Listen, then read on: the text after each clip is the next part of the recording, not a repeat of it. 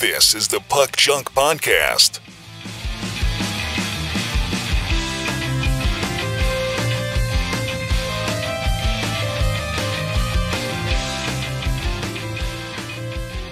Hello and welcome to the Puck Junk Hockey Podcast. I'm Sal Barry, and with me today is Tim Parish and Clemente Lisi. We're going to talk about a potpourri of topics about hockey and hockey collecting. But first, we want to get into some sad news. Our friend and fellow podcaster, Jeff Baker, passed away recently at the age of 58. Jeff had a podcast called the TTM Cast, which Clemente was a regular contributor for, regular co-host of. So, Clemente, I'm going to, let you talk about Jeff first, because you probably knew him the best out of the three of us.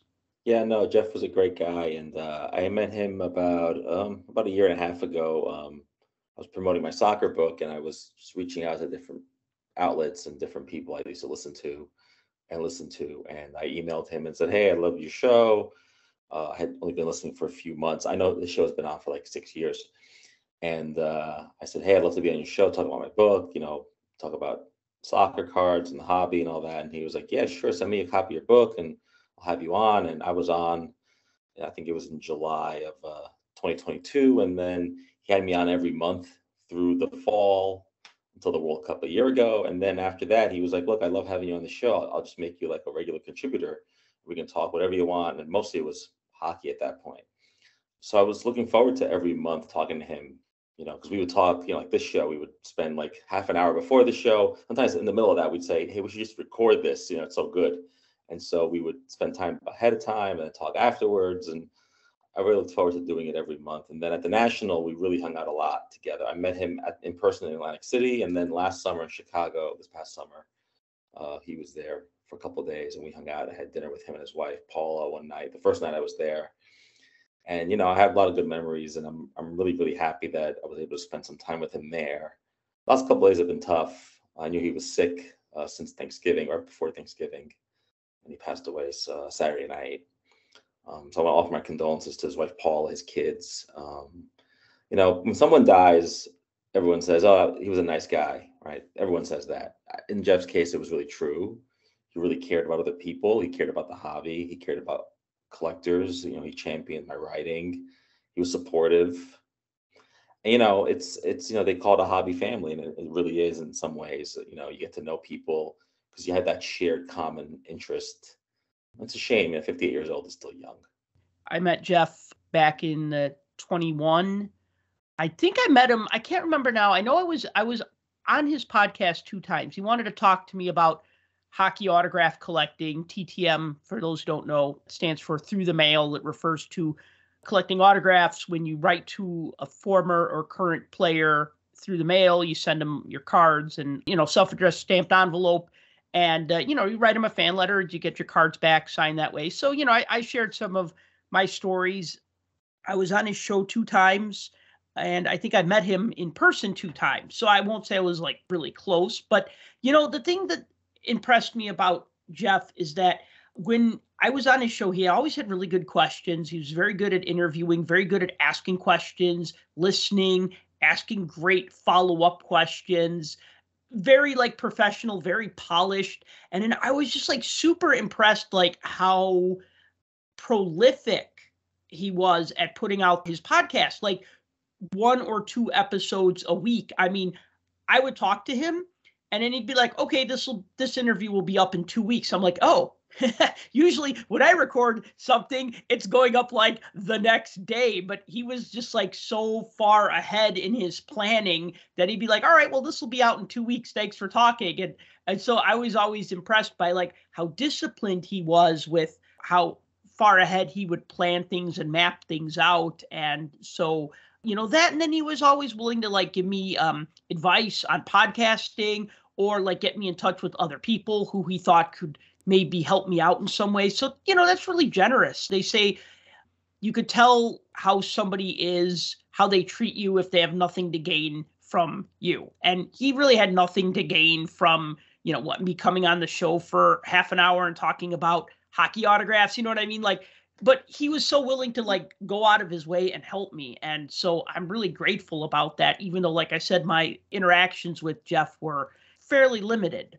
Yeah, no, absolutely. We were at the expo recently. You heard me say, maybe you don't remember, Sal, but I was like picking out commons for him that I mailed to him because he liked to send them through the mail, and you can't get the O-Pee-Chee commons that he wanted. So I would pick up a few for him, and then I sent him a couple of Tim Hortons packs. He got them, and we talked about it, and he was really happy. So we would mail stuff to each other all the time too, and that was nice. He sent me actually, about a month ago, he sent me the poster he got. He went to the Bruins Blackhawks game, and he saw Bedard's first goal. And he sent me the poster from that night, which was like all these Bruins on it. But in the back was basically the scorecard, because they don't give out programs anymore or ticket stubs or anything. So he kept telling me that's like the only thing from Bedard's first goal game, and his wife was able to get like 10 extra posters, and they sent them to a couple of their friends, and I was on that list, and I got one. I still have it, of course, and it's stuff like that was, this mailing of back and forth, this constant talking and texting. And, I mean, he was a huge sports fan, but he was TTMing since he was a child, basically, like a grade school. And he never really stopped, he said. He stopped at some point, he remember telling me, and then he still bought cards. And then he realized, I have 100,000 cards. What am I going to do with these cards? He goes, I'm just going to start mailing them out and get autographs. And that's what he was doing. So he had an extensive collection, and he was obviously a big Bruins, Red Sox, Patriots. That was his area, his geographic area. But no, a great person and someone we'll miss. And, I said to him at the end of the National this year, I said, the National isn't the same without you, because we spent like 2 hours at one of these boxes where they had like just quarter cards, and we were there just for hours and hours just talking. And every time you pick up a player, you're like, oh, remember this guy? And then there was a story behind it, because he had 10 years on me. So he had more of a memory from the 70s and early 80s than I did. So it was a lot of fun. That's some great memories. Is it his daughter that was going to do like one more show, like a tribute show? Yeah, that's what I heard. Yeah, that's in the works. So I don't know what that looks like, but have they talked to you about it, about being on? Yeah, no, not yet. But okay. I foresee that I think people will be on, including his co-host Drew Pelto, who I know is a big fan of this podcast and a big hockey collector as well. I know you guys met him, I think, through the Expo, the virtual, a couple of years ago, and I've met him in person. And I actually spoke to him this past weekend after we heard the news. So yeah, no, I think there'll be a special tribute because, like, as you know, with podcasting, it's an appointment listening for people. People tune in. And then that's how I found out something was wrong, when I just didn't see any new episodes over Thanksgiving. And I thought that's really weird because, like Pal Sal said, it was so diligent, and he didn't say he was taking the week off or anything. Well, he did have that poster. He said he was dealing with some health issues. Right. But and that's the inkling we got of this. Yeah. I didn't listen to all of I would listen when you were on, to be honest. Okay. I appreciate it. And I didn't follow that much, but from what I took, most of the stuff that he would post, at least on Twitter or X or whatever the hell we're calling it right now, it was never any like personal type stuff like that. It was always about the show or about, what's going on. The returns, yeah. Exactly. Yeah. So when I saw that, I was like, oh, okay. Yeah. But yeah, when I heard the news, I was like, wow, that was kind of shocking because he, like we started off saying, he was not very old. Right. Moving on then, the last episode that we actually recorded it the day before Thanksgiving, but it went up a couple days after Thanksgiving just because, we get busy with other stuff and, with Thanksgiving, obviously, that holiday. But I just wanted to talk really quick about how the NHL has all those games on the Friday after Thanksgiving, and that's become like the day that I look forward to in the season. It's just like the perfect storm for me because A, I don't have to work because I'm a teacher, so I never have class that day. So A, I don't have to work. B, there's like nonstop hockey on from noon until midnight. And C, I usually have leftovers, so I don't even have to cook. So for me, it's just like the perfect day where I'm like, I'm going to do as little as possible and watch hockey and eat and watch hockey. There were 15 games that day, so 30 teams playing. And I feel like this needs to really be the day that the NHL owns, like we think of like on Christmas Day, it's always the NBA, right? They have their games, right? And on January 1, even though we have our Winter Classic that we all love and we have other hockey games as well, that's like College Bowl Day, right? So I like that day. And I remember like NBC, when they would do the hockey games, they would always call it like their Black Friday grudge match, like, Flyers versus Penguins or Rangers versus Devils, the Friday grudge match or whatever, or like two teams that you could just really get excited about, like the Bruins and the Rangers, or the Red Wings and the Penguins or whatever. So yeah, I just want to just say how much I like that. No, I agree. But with the NFL trying to put games on Friday now, I don't know that the NHL can claim that day. I mean, I do think that there are days, like maybe President's Day or some other days where the NHL can claim it. But I agree with you that sort of leftovers Friday is kind of nice because most people aren't working and doing anything. But I can see how the NFL wants to take over that day as well over the break, because the ratings are so high for football, right? I'm assuming that Tim was watching football, right? Wait. Doesn't the NFL have a bunch of games on Thursday, though? On They Thanksgiving do. Thursday? Oh, they do that too. Thanksgiving Day, they have 3 usually. So they got enough. I'm tired of the NFL. The NFL's like, well, maybe we'll put a game on Tuesday. Maybe we'll just do a game during the Stanley Cup Finals, just because. Well, we know it's May, but we'll just do it anyways, just because we can, right? I'm tired of the NFL. Like, maybe we'll put games on Wednesdays. Well, if you have that much money, you can basically do what you want. I know, but there's a point where like the other leagues have to just say, well, we're going to play games too, like we're going to play games, even though like I can understand maybe not putting an NHL game against Super Bowl Sunday, like Sunday night. I get it. That would be kind of dumb, but like all the other times I think are pretty much fair game. Well, there was always a long-running rule that said that the NFL wouldn't play on Saturdays because Saturdays were for college football.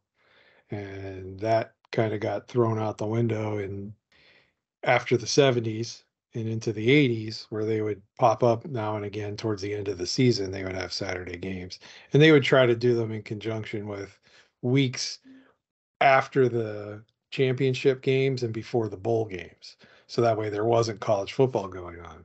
But the fact that we've always had Sunday and Monday night football, and then they added Thursdays, and then later in the season we have Saturdays also. There's a lot of football. So as far as hockey goes, I mean, look, we all know how difficult it's been for people and fans over the years to watch hockey games on regular TV.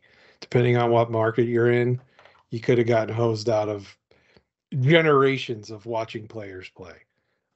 And I'm looking at you, Chicago. But there are some markets that had their local games on. But then in recent years, you have all these battles with the telecom companies, like dumping subscriber packages and jacking up sports packages to where cable companies and everything drop them. And so you lose out that way. So it's hard, you have arguably, from a viewing standpoint, the 4th most inferior sport, the best sport to watch. But from a viewing standpoint, there's no denying that it's the inferior one of all the major North American sports. And they're constantly competing with everything else. There could be a game on every single day of the week, but it might not be broadcast. And now that ESPN has gotten the license back to broadcast games, I mean, look, they'll put what, 2 a week, maybe 3 on the regular networks. Everything else is buried on ESPN Plus, which is behind a paywall and for subscribers. So if it's not a TNT game or on NHL Network, which isn't available on every package that people have, I mean, unless you're paying for center ice, That's your only option to watch all this stuff. Well, we don't have center ice anymore. It's not an option, at least as far as I know. Xfinity, who is what I have, they have the center ice package. Okay, then I stand corrected. So I'm sorry. But I wouldn't. That's the thing, though. I wouldn't pay for the center ice package when I'm already getting ESPN Plus as part of the Disney package, and they have probably 80% of the games that are on center ice are on ESPN Plus. Right, but I'd rather watch the center ice broadcast for a couple of reasons. And actually, I got a rant that I've been holding back that I just need to unleash, but I can catch my breath first if you got something you want to say. No, go ahead. Okay, so I am so frustrated with the NHL and all these different things that I need to subscribe to watch their games. So first, okay, I need TNT and ESPN. Okay, those are on all basic cable packages. That's fine. So I'm good there. Now, in order to watch Blackhawk games, I needed to up my package. I'm now using DirecTV because I got tired of Xfinity because they're just way overpriced. At least in Chicago they are. So the $60 subscription package gets me basic. But then if I want the Blackhawks, well, then I need to go to the next tier, which costs $25 more. And it gives me a bunch of channels, but really the only channel I want is the NBC Sports Chicago. And they basically say if you want a regional sports package, you need to subscribe to that second tier plan. So the $60 a month is now $85 a month. Now, I need ESPN Plus or Center Ice to watch the rest of those games. But even when I had Center Ice, that did not give me NHL Network.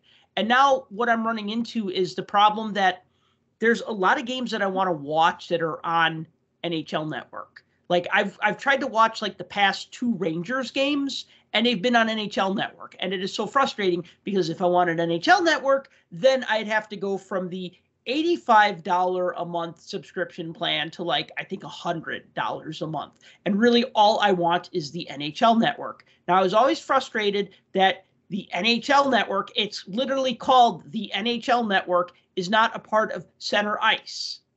And it should be. Or I should be able to pay $5 a month and get it. Because when I had that channel, that was like my CNN. I would just turn it on in the background and do other stuff. That was my background noise throughout the day was, NHL Network. So I'm just really annoyed that like, I still can't watch all of the games unless I subscribe to another thing. And I'm just tired of this because now I would be paying over $100 and something a month just for the rights to watch all the games or any of the games that I want. And it's stupid. It's too fragmented. Well, look, rant over. Well, we know the audience. We know that's fragmented because people. I mean, you guys. I don't even have cable TV anymore. So what you do is then you have to pay for ESPN Plus and for all this other stuff. Like you pay for Hulu and Amazon, all this other stuff, and you end up paying way more than you ever did for cable, right? That's the dirty secret of all the streaming services is that it's not a secret. Right. Well, I'm saying, but early on, everyone thought, oh, well, cable's overpriced, and this is going to open a whole new thing. When it was just Amazon, Netflix, it was okay. But then there's 27 other ones like Paramount Plus and Disney and ESPN. And look, ESPN Plus is great if you want to watch like an NCAA Division I volleyball game because no one's showing that. So it's great that ESPN Plus has that. But the fact that they dumped now all these other secondary NHL games and all this other stuff, I don't know. It's not ideal. And I feel like as hockey fans, we could all be tuning into our TVs one night and we could all be texting each other. And some of us will say, well, I don't get that game. I'm not watching it. Like, I can't watch it. So there isn't that collective kind of feeling when a great play happens or a great goal or something like that. Not every hockey fan's watching it because you can't get it or you have to pay through the nose to get all this stuff. And it's a little crazy, and I don't know. I mean, ideally, the NHL would make a deal with one network, like ESPN, though I never love their coverage, or Peacock, NBC, or whatever. And then everything is available in one place, and then you can pay for that streaming service and watch it, like you would pay for European soccer or some other stuff, where you go to one place. But unless the league does that at some point, I don't know when these contracts expire, Yeah, well, in this universe of this fragmented stuff. yeah. The moment that they make it easy for us to watch is the same moment that they'll introduce their next NFT. I don't know why the NHL Network just doesn't freaking give away. Just give it to make it the part of the most basic cable packages. I mean, I get it. Like, these channels will want more money, and every couple of years, and I mean, maybe you guys see this, maybe you don't, but I see it a lot because of NBC Sports Chicago. But I remember when they were like having a fight with whatever cable providers, and it was like all the NBC Sports or the Comcast Sportsnet Chicago before it became NBC Sports Chicago, and like Washington or sorry, DC and like San Jose, they were like, email your provider and tell them that you need Comcast Sportsnet because we're only charging a modest fee to the cable providers, but they won't pay it, and so they're going to cancel it. Now you won't be able to watch Blackhawk games, and your life is going to be terrible. So now you need to do this, right? And it's just like, no, you could just lower your asking price. I mean, it's like, Clemente, this because you're a journalist, right? It's like the free magazine. What's their revenue if it's not the cover price of the magazine, which is free? Well, it's the advertising. It's the advertisement. So you say, guess what? We got 1 million subscribers. You know what? Guess what? We're on all the most basic cable packages, and they have this many on Xfinity and this many on AT&T Uverse and this many on whatever, right? And then they go, oh, okay, right? Instead of like, well, only the people who pay for the $120 package get the NHL Network. You get the ad revenue, and then you could show some better commercials because you'd have more interesting advertisers. Yeah, no, look, I think you guys are right. I think Tim is right. This is never going to get resolved. I mean, unless they, make a deal. Like, for example, Major League Soccer, they made a deal with Apple Plus, right? And all their games, every game is on Apple Plus. Now you have to get Apple Plus to watch it. But if the NHL was on there, at least I would know that if I paid for Apple Plus, I would be able to just catch every game and pick and choose. But that's not happening, in terms of with the NHL. And we were texting the other night, and you guys were talking about some game. Like, I don't know what you're talking about because I'm not watching that game. I can't see it. So that collective thing doesn't happen with the NFL, for example, right? Everyone's watching the NFL whenever, whatever game they want.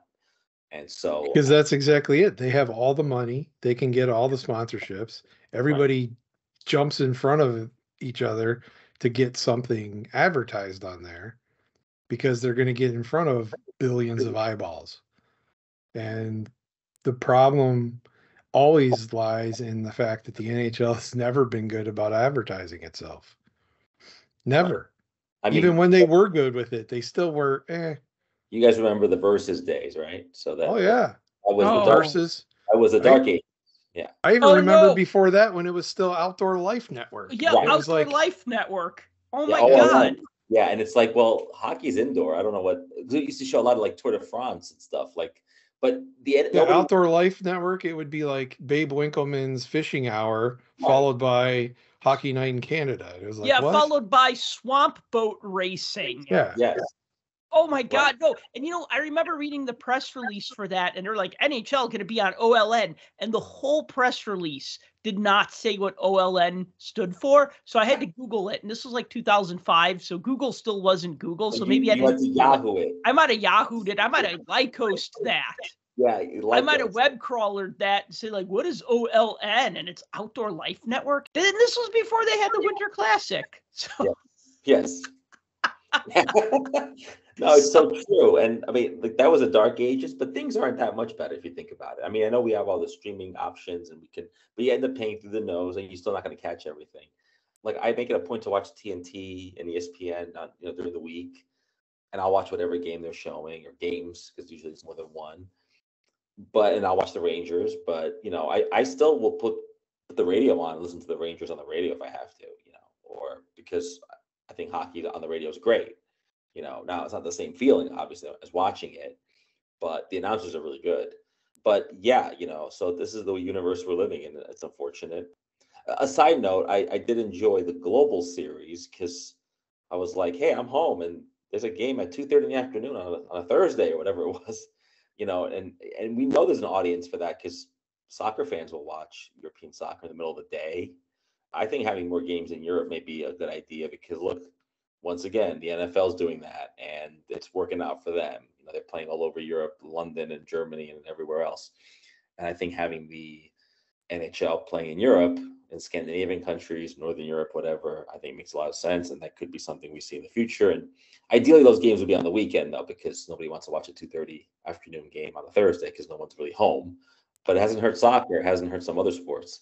So I just wonder if the league is thinking about that. And maybe with the Olympics coming up, they're going to make that global push once again. But we'll see. But I agree in terms of the cable, cord cutting, streaming, whatever, unless you could house the league in one place like Amazon or Apple Plus or something, we're going to have this problem forever. I thought that's what ESPN Plus was supposed to be. Sure. Was Not all really. being in one place, but it wasn't. No, they bought a ton of games, but not everything. Yeah, every single game's not on there. If the game's a crossover game and it's on a regular network, it won't be on. It's blocked And out. if it's all the local games are blocked out, like you can't watch the Blackhawks on ESPN Plus. Like I said, I don't know if it's 80%, but it seems like it is. Like if there's 20 games on, there wouldn't be 20 games on. If there's 15 games, ESPN Plus probably has at least 9 or 10 of them. Right. And I'm cherry picking the games that I wanted to see. Like the other night, I wanted to watch the Leafs and the Bruins because I'm like, hell yeah, I got guys on my fantasy team on both of those teams, but they're also just teams that I want to watch anyway. So the fact that they were playing each other, I was excited. And it's like, nope, it was for Hockey Night in Canada, I think. And so I remember that was on NHL Network. So I watched something else that was Hockey Night in Canada. And then that game ended, and they said, all right, we're going to go over to the Leafs-Bruins game. And then it just cut out. And then it was like, your thing is over. And one last thing I'll say about the ESPN Plus that I don't like. I love Hockey Night in Canada. I loved the fact that when I had center ice, and I'll probably think about going back to center ice, but I loved that they would show the Hockey Night in Canada pregame show, and then you would just have the games back to back. And then you'd have the stuff in between the first game and the second game. Now what happens is if the first game ends at 8:45 Chicago time, it's done. And I don't get to see that 15 minutes of filler between the end of that game and the start of the late game. I mean, I've always liked Hockey Night in Canada. I mean, you could say what you want about Ron McLean. You could say what you want about them not having Don Cherry anymore. But Wait, I can't say what I want? You're going to anyways. But what Don I Cherry mean, didn't say what he wanted. No, I'm kidding. Yeah. No, I can't say. Overall, I just like everything about it. Let me ask you this, though, Sal. Let me ask you this. Do Yep. they cut that part out because it's not ESPN content, so they can't show it? Or why do you think that part is carved out? Because they're showing you the game and nothing else. Oh. They're showing you the game and that's it. And it was kind of like that on center ice, although certain teams you'd get to see the pregame and postgame. Like that's why I like the Colorado Avalanche, because I'd always be able to catch the pregame show a half an hour before the game started and then the postgame show. And then I got to really feel like I knew the team better. And I felt like this should be something that they should do for all the things. But it'd be like 5:57 and I'll go to turn on the game that's supposed to start at 6. And it'd be like, this hasn't started yet. Yeah. And to that point, it's not about what ESPN is turning on and turning off. It's what they're allowed to by the provider of that service. So if they pick up a game, for instance, ESPN for most games will let you watch whichever feed you want, either the home team or the away team. Most of the Penguins feeds, which I will watch, you will get a chunk of pregame and a chunk of postgame almost every single time. But I've noticed that almost any of the Canadian teams and really almost all the California teams, you get none of the pre and post game. And so I think that's about the provider rather than the other, because I had the Flyers feed on for some god awful reason. I don't know why the other day, and their pregame was on. And I flipped it over finally and basically backed it up and restarted the Penguin feed from the beginning, and it was pregame with player interviews and down on the ice and talking about warm-ups and all that kind of stuff. So I think it really depends on what that provider for that service allows to be shown. Because they definitely cut out commercials. Like, I never see, number one Cochrane commercials on the Penguins feeds anymore. They always cut them out and play the little looped ESPN. I hate those sports stupid ESPN music that just repeats over and over. It's like a 10-second audio loop and like the same If it's a voice. national commercial, like whatever the stupid one is that's over and over again with what's the actress's name that played Stifler's mom? Oh yeah. I know every one of those commercials, the one where she's in the grocery store walking around and the one where she won't pay her bill in the cafe because Debbie Johns stole her bicycle when she was 5 years old. Yeah. Between those two commercials and the stupid Burger King ones, over and over and over and over.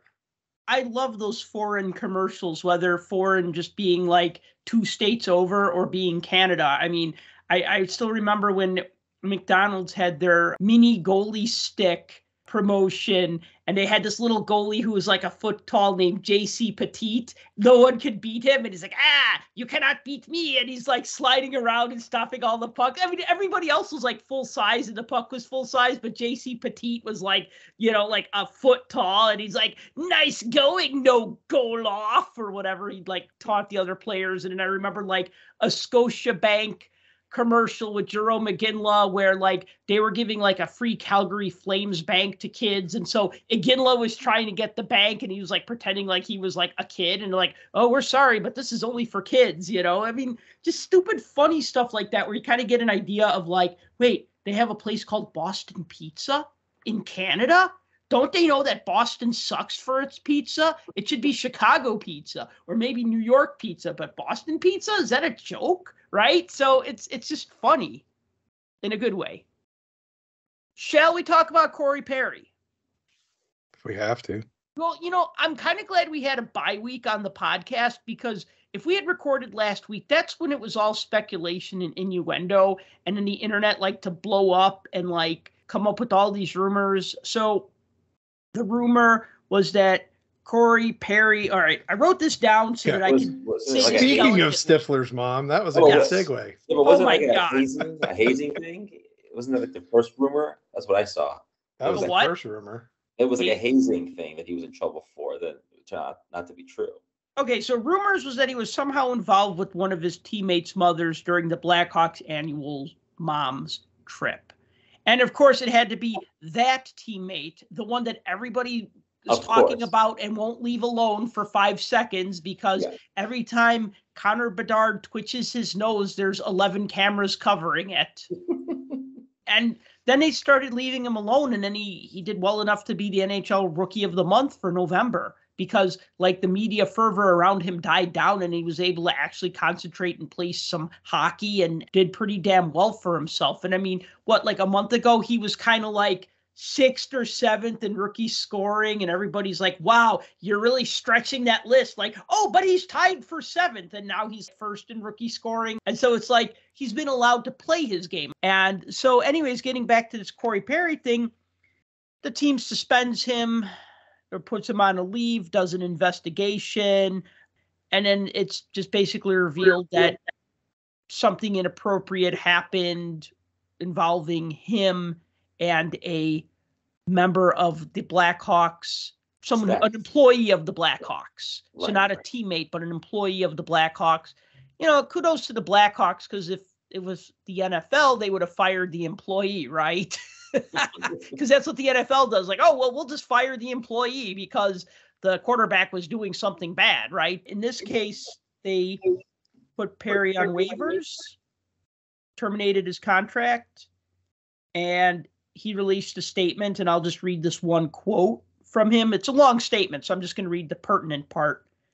I have started working with experts in the mental health and substance abuse fields to discuss my struggles with alcohol, and I will take whatever steps necessary to ensure this never happens again. I hope to regain the trust and respect of everyone who has believed in me through my career. The $1 million question of this that I will pose to both of you. Do we believe this statement? Wow, the pause is deafening. No, I have to say, I mean, look, Why not? I think whatever happened involved he was probably drunk or something like that. I mean, that's Yeah. why. Yeah, I think that's believable. I mean, you think it's a way to kind of make this about some kind of personal demon and it goes away? You think if it becomes personal? I mean, it could be. I kind of find it hard to believe that it hasn't leaked out, but what exactly it was. Here's the thing. How long has Corey Perry been in the league? We all know. And he's bounced around from team to team to team, but he's always been that guy that everybody like didn't want on their team, but they wanted on their team. He's a pest kind of guy, but he can score. And he can score when he needs to. And he always gets himself in the positions where he makes himself less expendable from team to team. So your point is valid. How is it in this world of social media and instant access to everything that we haven't heard about his problems up to this point? Maybe he's good at keeping a secret. And if that is, great. I mean, I've encountered a number of people with issues similar, and some are well known, others maybe not. So is it possible? Yes. Am I calling him a liar? No. Am I calling this a setup? Well, hard to not think that there might be something to it from a standpoint of damage control, and he becomes the fall guy. Yeah, but look, if he has some kind of issue with alcohol or drugs, then he'll be back next season somewhere else, maybe, but he'll be back. Well, that's exactly it. NHL has the employee assistance program. Right. So you get into that, you're protected. You're safe. Yeah, the union's going to protect him, and his career is not over unless, Sal, you think we'll never see him again. I don't think that's the case. Somebody will pick him up. Unless it's really bad, and this is just a cover for that. I mean, a few episodes back, or maybe at the beginning of the season, I said that how ridiculous I thought that a 38-year-old UFA was signed to a $4 million a year contract.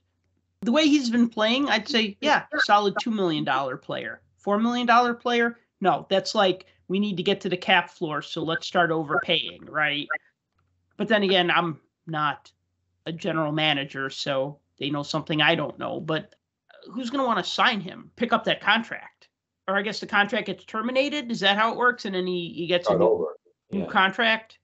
I don't think there's any NHL contract that can just be dissolved like that. Right. No, and that's where the PA comes in, and they say, well, you got to honor this. Yeah, I'm no expert in contracts and how the PA has things set up, but I don't think there's one that's that ironclad from a team side that could just be snap gone. Right. There's no doubt in my mind that Corey Perry wouldn't be picked up for another team. Yeah, there's no doubt in my mind. Yeah, I agree with that. Yeah, I mean, if what he did was really egregious, then we'd be talking about like jail time and not just having his contract. Yeah. Right. It seems to be, with everything that's come out, that he was drunk at a sponsor event. So maybe he said something to the wrong person. Maybe he did something. Who knows? Whatever. We've all done dumb things when we're drunk. I mean, Phil Esposito back in 67 told the GM that we have a great team, but you're gonna, and I quote, and you're gonna fuck it up. And so then they traded him to Boston. Huh? But that was 67. So yeah, but still, I mean, when you get drunk and you tell the GM we got a great team, but you're gonna fuck it up, and then why did they trade him to the Bruins? Well, that was part of the reason, Well, I'm glad that we didn't have a show last week because there was still all this speculation, and I got really tired of the speculation because people just really love to run with things and just make memes because everybody thinks they're funny. Like, you mean Connor's mom has got it going on? You mean that? Yeah, like a real one to just make that up on the fly. I'm sure somebody did. Sounds like okay, so then I need to counter with my Leave Connor Alone video, like the Leave Britney Alone video, circa 2007. Look, anyone? No one? I think those resurfaced. Anything that happens on the Hawks is going to be about Bedard. Anything. He's going to get sucked into that story because if you ask who he is, right? If you ask most people, name a player on the team, they're going to be like, oh, yeah, Connor Bedard. So I think for the Blackhawks, too, they don't want any of this negative stuff floating around. I think Bedard was nowhere near this incident, but nonetheless, once Twitter picks that up, or X or whatever, the social media storm starts, then they probably have to try to rebuff that with like, okay, let's put some stuff out there because we got to counter the narrative that may be a fake narrative, but it's out there. Well, and, I'm glad you mentioned the Blackhawks because as the organization, as they used to call themselves for years and years and years, not organization. But we know that they've been a very toxic workplace with, going back to the Brad Aldrich thing. And then there was like another, like, I think it was an Ice Hogs employee who was like, did something that the team covered up, right? So the Blackhawks have had all these cover-ups, right? So now it feels like the pendulum's going to swing in the other direction. And maybe it would be something that wouldn't have gotten somebody suspended, but it's just like, well, we got to have like not only a zero tolerance, but we got to like burn it to the ground to make sure it doesn't happen. But good on them for standing up for their employee and not taking the player's side. Because it always seems like they're going to take the player's side because it's the players. Okay, well, we'll see where he ends up. But, so don't burn all your Corey Perry cards yet. No. He could come back. No, he was supposed to do a signing in Chicago, an autograph event this month, but that's been postponed for obvious reasons. So how about Patrick Kane signing with the Red Wings? Oh, boy. It's funny because I know people will be like, well, is that like a gut punch because he signed with the Red Wings? And I'm like, no, not really, for a couple of reasons. One, they're not in the same division. They haven't been for a while. And he went to the Rangers in between, so. Yeah, but the thing is that, like, everybody talks about the Blackhawks and Red Wings rivalry, but you know what? They were only in the same division from, like, 72 to, like, 2013. So it was a long time, like, 40-ish years. Only, that's like 40 years. I know, but from like 1926 to like then there was only one division for a while. Well, there were, the original six, but still, you know what I mean? Like, they're both original six, and they have all that history of just they went on forever. I mean, it was only till recently that they decided, for whatever godforsaken reason, hey, Detroit should be our buffer team, and we can just move them around at will, because somehow Detroit's can go east or west. I'm not sure where they get that dividing line from, but whatever. I like the signing. I think it fits the Yzer plan. The question is, will he be able to recover and be back to his old self? They thought he was going to be in the lineup for the Buffalo game, but that's not happening. What a bummer that he missed the Buffalo game, he missed the Blackhawks game, and he missed the Rangers game. Like, all these teams that you'd want to see Patrick Kane play against for obvious reasons, he didn't play in any of them. So just to give a quick little recap, so he signed with the Red Wings, 1 year, $2.75 million for the rest of the season. He's expected to play on the top line with Alex DeBrincat and Dylan Larkin. Sounds like a nice line on paper, but then again, he sounded great on paper with the Rangers, and now everyone's talking like, oh, is he going to get back that magic with him and DeBrincat? I think so, but you got to wonder, like, can we think of another instance where, like, player goes to another team, his line mate joins him on that other team, and then they get the band back together, and it works out, right? Like, Gretzky and Messier in New York was not the same as Gretzky and Messier in Edmonton, and Kane and Panarin in New York was not the same as Kane and Panarin in Chicago. And for more commentary on this, we'll throw this to our resident Rangers expert, Clemente. Well, no, it could be that it's just a Rangers thing then. No, but I agree that, there's also big gaps of time, though. Choking on Gatorade now. Sorry about that. No, there's also big gaps of time. I mean, you're talking about Gretzky and Messi. That was like 20-something years later. So, well, 10, but still, yeah. 10, but whatever. But, it's the different players. Look, it depends on whether or not Kane can get healthy. But, like, we know Kane can be really good on the power play. He scores. He's great. But I fear that, even with a 1-year contract, he could be out of Detroit after one season. Right. And the Rangers were going to go younger. That was the thing. They signed Keandre Miller. They signed Lafreniere. They want to go younger, and I get that, which is against their playbook. The Rangers love to pick up like guys from other teams like Kane and build around the old guys like they did with the 94 team. But it hasn't really worked for the Rangers since 94, to be honest. And so it's a little erratic. I mean, the Rangers are a fairly young team if you think about it. But yeah, no, Kane in New York I was excited about that, and it never really went anywhere, honestly. So, and I know that people in Chicago, I don't know if people still love him in Chicago or not, or they think he's a traitor. Yeah, or he's not a traitor to them, I guess. But because he won 3 cups, obviously. But the thing is, I don't know. I think Tim, you're more bullish on him, but I think if he doesn't get back to 100% that he was, I think he'll be a total bust. And that's the thing. Everything I've seen, it's not that he's doesn't have it currently. It's just the conditioning part because he's been away for so long.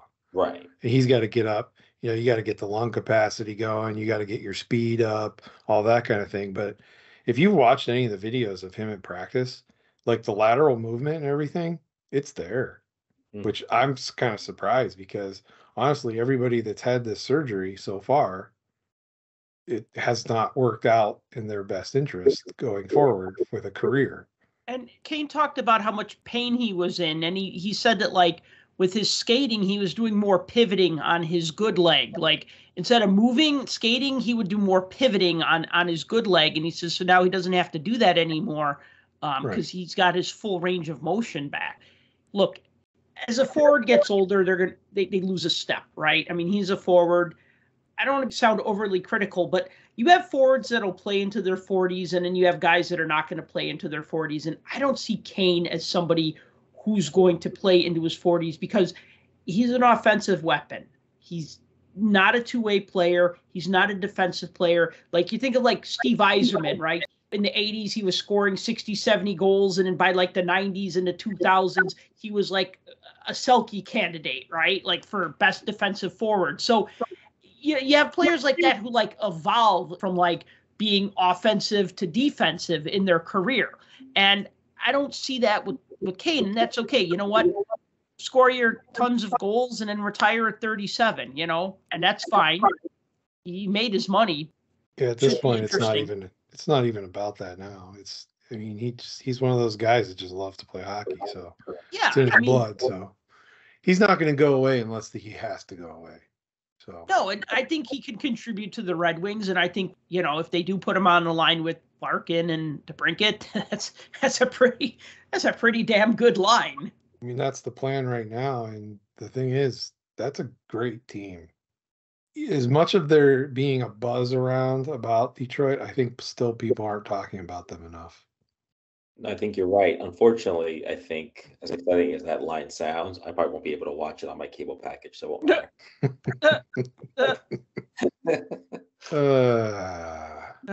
Solani and Korea. That's who I was trying to think. I'm like, I know there was another duo that went to another team, Solani and Korea, but they sucked on the Avalanche. Well, no, they didn't suck. Yeah, they weren't as good as they were on the Ducks, but still. Right.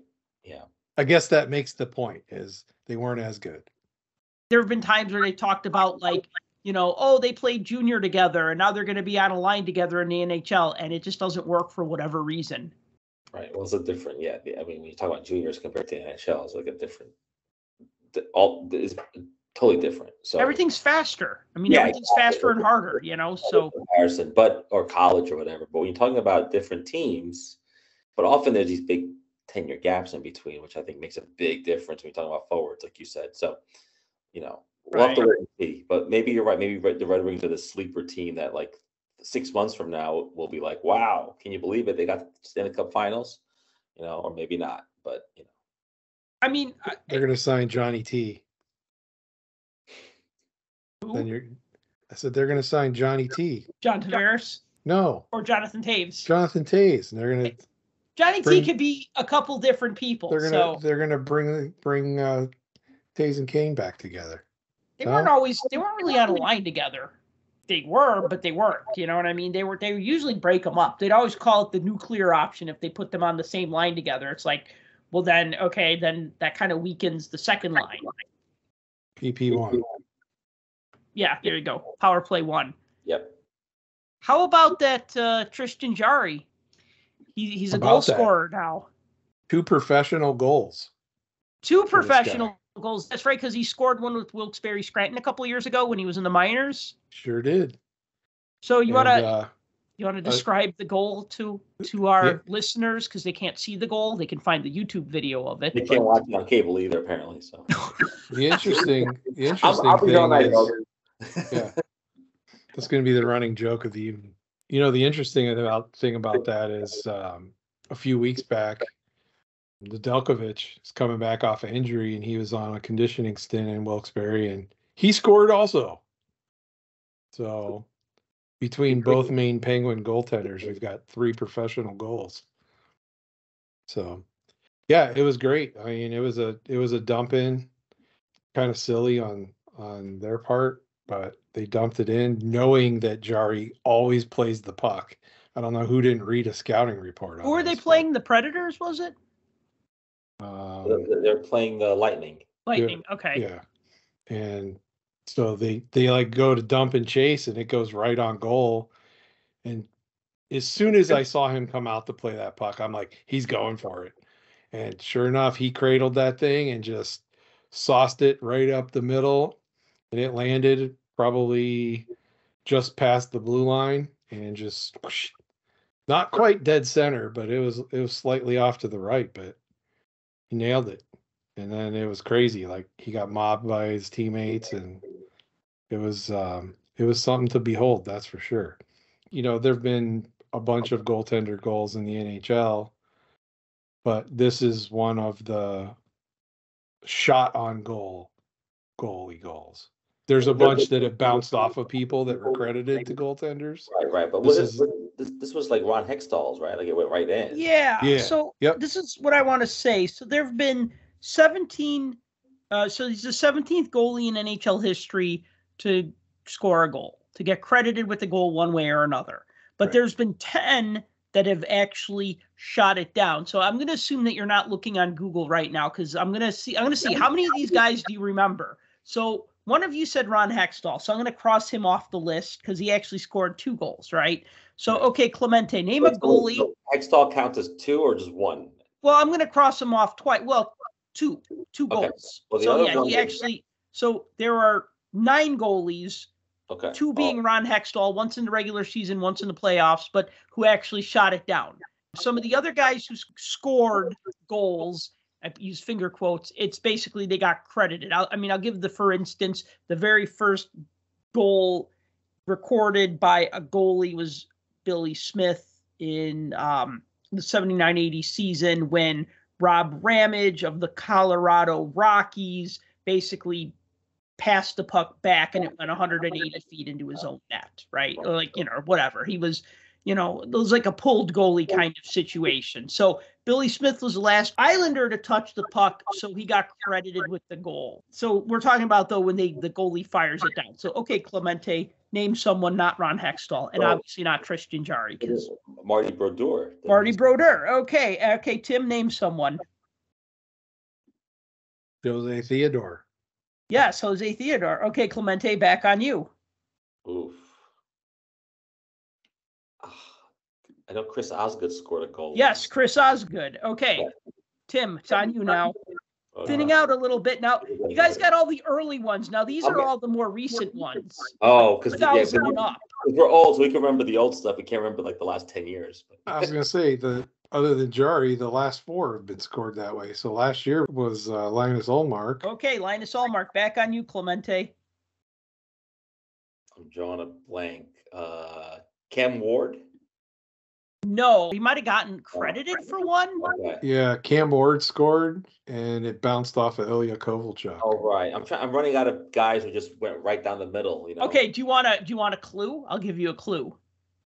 Yeah. I don't know how entertaining this is for the listeners, but this is where they start to tune out. I think I can name the other ones. All right. How many left? 5? 3. There'd be 4. Yeah, I was going to say 3 with shots on goal. All right, Tim for the steal. Mike Smith. Mike Smith. Can I go again? Yeah. Nabokov. Evgeny Nabokov, yes. And the last one, actually, we'll let Clemente try to get this one. I'll give you a hint. He scored it against the Chicago Blackhawks. Was it Pecorine? Yes. And then he immediately retired and said, I can't do anything else.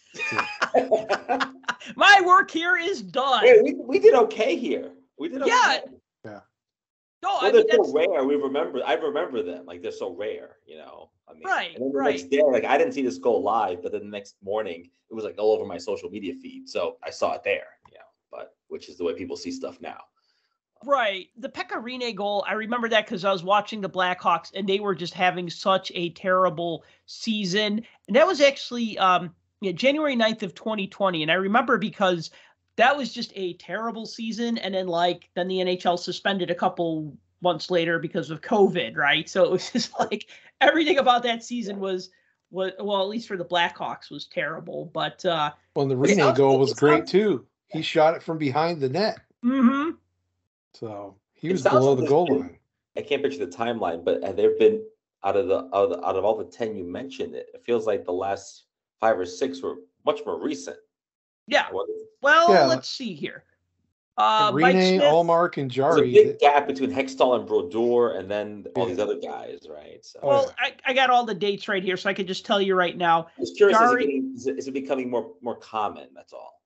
I think there was, for a little while, though, we kind of had less of it because they invented that trapezoid and made all those new rules about the way goalies can handle pucks, because Martin Brodeur was so good at handling the puck and being able to pass it to his teammates. And then, you know, he got that empty netter, which I think was stupid, right? Like, why would you do that? Let's take something cool like a goalie goal. Like, listen, it's kind of like one of those things that's like, it's almost not worth the risk, right? Because usually when the goalie tries to do that, sometimes it gets picked off. It doesn't end up in a goal, but it can also sometimes put their team in trouble because somebody picks it off. Where's the goalie? They're usually standing to the side of the net when they fire it, right? Now they might have fired it and somebody picked it off, right? And then it leads to a turnover or maybe a goal against or something. So it's not like a sure thing. So well, you got one on the list. Here's a fun fact. Yeah. One of those on the list by a fella named Damian Rhodes, who you may remember. He got credited with one, and the pulled goaltender was Martin Brodeur. Oh, wow. Yeah. That's funny. So Brodeur scored 3 goals, but he allowed a goal against another goalie, so that should count against one of his goalie goals. He had gotten pulled, and I think it was Lyle Odeline shot it into his own net. I'm looking at the notes here about the last one that Martin Brodeur scored.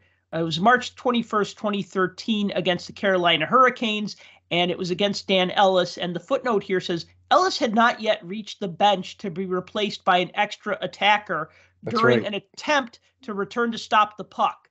The goal was therefore credited as an official goal against Ellis instead of an empty net goal because Ellis was not off the ice yet. So that's got to be even more demoralizing. It's one thing when you get pulled and you see it go into the empty net, but if you're like the goalie and you're like skating to the bench and then you double back and you're like, no, wait, and then you try to stop the puck and you can't. I mean, that's against you, bro. That's going against your save percentage.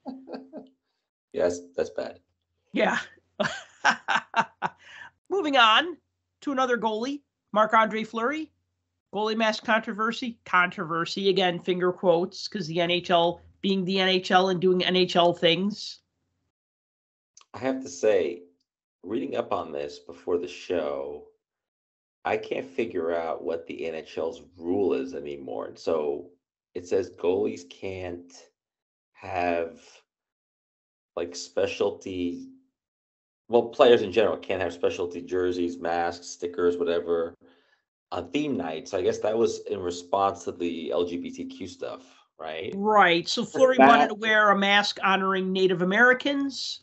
And that was a no-no. But then, like, the Rangers goalies wear, like, I don't know. I know it's not New York night, but they wear, like, Statue of Liberty on their mask. So why is that okay? Like, every goalie in the league has a specialty. I know, but why? Like, exactly. So he had, like, I don't know, like, Native American patterns. Why is that different than like an eagle or I don't understand because it was a particular theme night. It sounds to me this is the NHL's rule is they're so scared of the LGBTQ night or something political that they're banning everything. Like, oh no, you can't do this. I mean, if you're gonna have like a Native American night, then what's the point? Then why not? Then if the guy wants to wear a goalie, like the goalie wants to wear the mask. I mean, even in warm-ups, he wasn't allowed to wear it supposedly, and he did it anyway. I think the players don't have any clarity on what the rule is, and the NHLPA needs to get more involved to say, look, you can't ban everything. I'm just very confused as to what is in bounds and what's not, and it's very confusing. I think the players are confused, and it's becoming silly. I agree. Again, we've already said it once in this recording. The NHL can't get out of its own way. Right. They just can't, ever. They make a rule, they rescind the rule. They Right. make up another policy, they rescind the policy. And it's always reactionary in response to something rather than just setting it and forgetting it. And that's Right. the problem. That's a great rhyme and motto. I mean, it should just be like, just stick with this and go with it or not. But this, They need to Ronco this stuff. Set it and forget it. otherwise, you get these negative headlines every time something like this happens. So what if it was like, I don't know, Irish night or Italian night? Baseball teams have these. And then the goalie wanted to wear like something on his mask. He can't?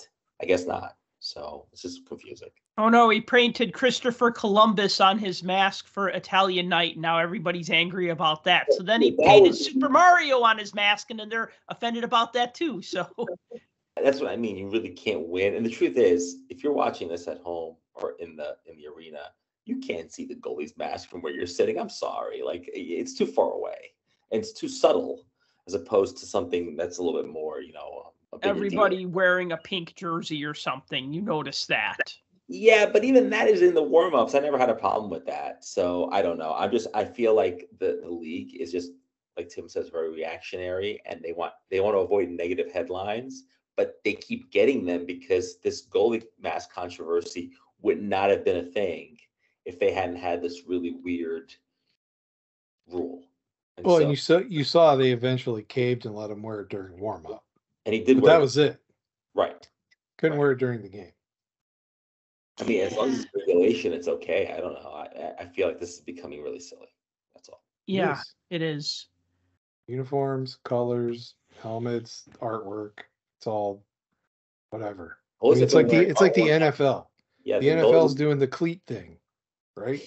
Well, the NFL though, they basically like pre-approved like 5 or 6 decals that you can pick one of those for your helmet. Is that what they're doing? Well, they have the helmet decal thing, but they're doing the my cleat, my cause. So you can wear like whatever cleats you want with artwork and stuff on it, but then I guess they're auctioning them off after the game, and then the proceeds go to your charity. Okay. Right. But they don't do it all year long. It's only when the NFL says. If you wear cleats that aren't approved, that have stuff drawn on them or painted, you're fined. Like in the NBA or whatever, yeah. Or like, for example, I know they do the breast cancer awareness in October. Everything is pink, but it's only in October. It doesn't. Right. And everyone knows what the rule is. So if somebody goes outside of that and in the middle of December wears shoes that say Merry Christmas or whatever on them, you're fined. Right. You know you're going to be fined. If you do it anyway, great. Right. There are no rules like that in the NHL. It's like we just make them up as we go. There's this great story I'm going to share, and unfortunately, I always like to double down on the Chicago stories, but it's such a great story. So the Chicago Bears had a quarterback in the 80s named Jim McMahon. You guys probably remember him, even if you didn't watch the Bears, because he was like such a personality of the superstar, above average quarterback, couldn't stay off the injured list. Side note to that, you got to watch the Dark Side of the NFL episode with Jim McMahon. Oh, I'm sure it's fantastic. It's a great episode. He got fined for wearing an Adidas headband.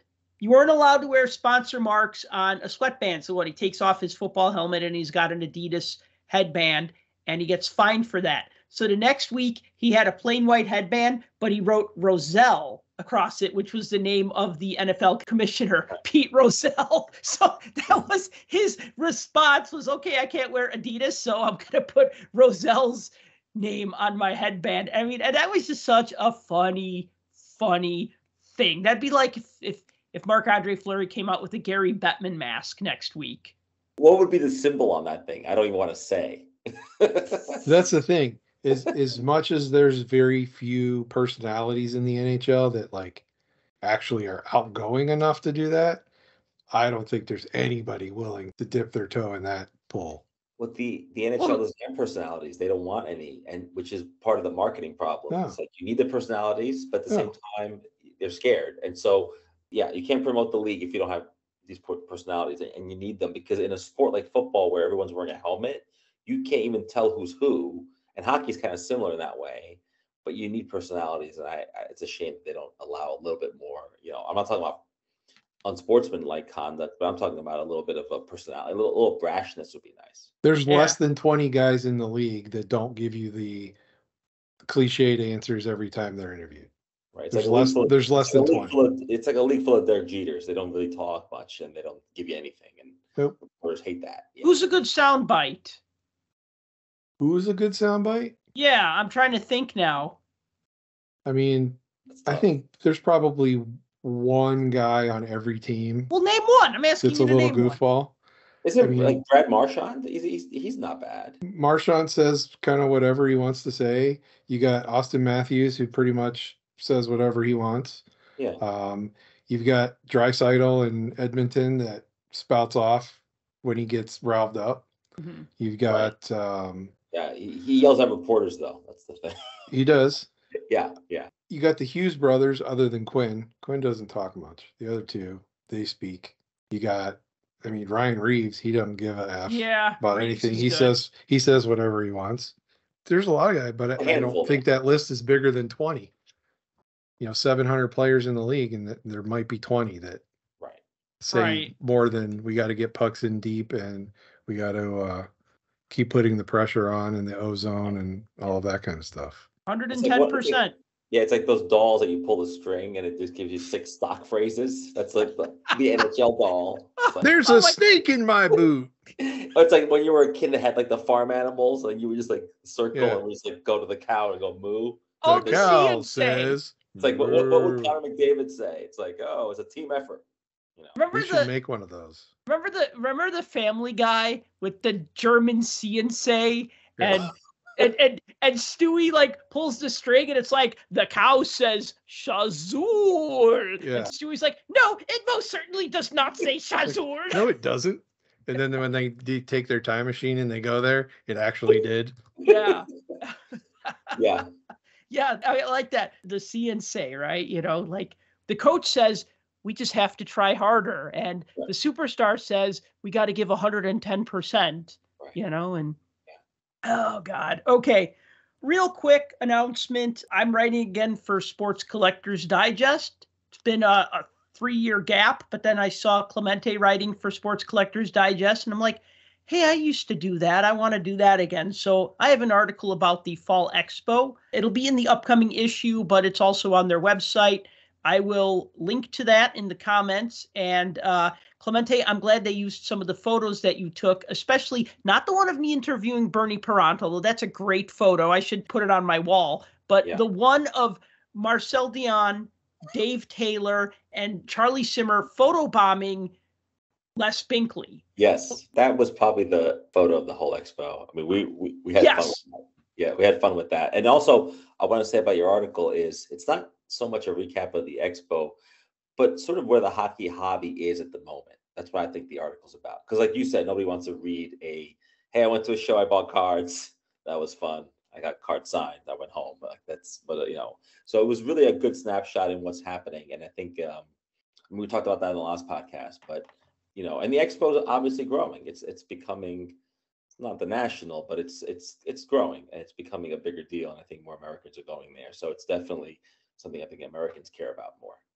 Yeah, I mean, those things are interrelated. Like if the expo did well, it's because the hobby's doing well. So you say the expo does well, but it's doing well because of the interest. Actually, I want to just segue over to something that one of our listeners emailed and said this is a listener who's also a dealer. And they wanted to address the Bedard bump because they heard the podcast and this is just their perspective on this. They said, I noticed this before with Sidney Crosby. We used to be the only ones with hockey at most of the shows that we did. Along came Crosby and Ovechkin, and everyone had a box or two, meaning a box or two of hockey cards. And then they said here in Chicago, I had a lot of people ask for Connor Bedard cards. You could tell most didn't know what they were asking for, or that they were really that they were asking for / they were non-hockey fans. His name was pronounced all different kinds of ways. They wanted me shocked. His name was pronounced all different kinds of way. They wanted his young gun, etc.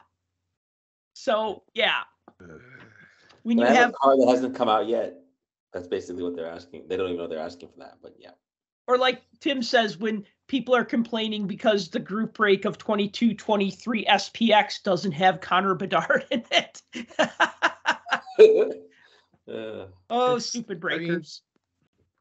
And you know, we laugh about it, and we watched plenty of breaks over the last few years of people jumping into hockey for whatever reason, whether it was Alexei Lafreniere a couple years ago or people trying to get Kaprizov in Series 2 after that, and just endless mispronunciations and stuff.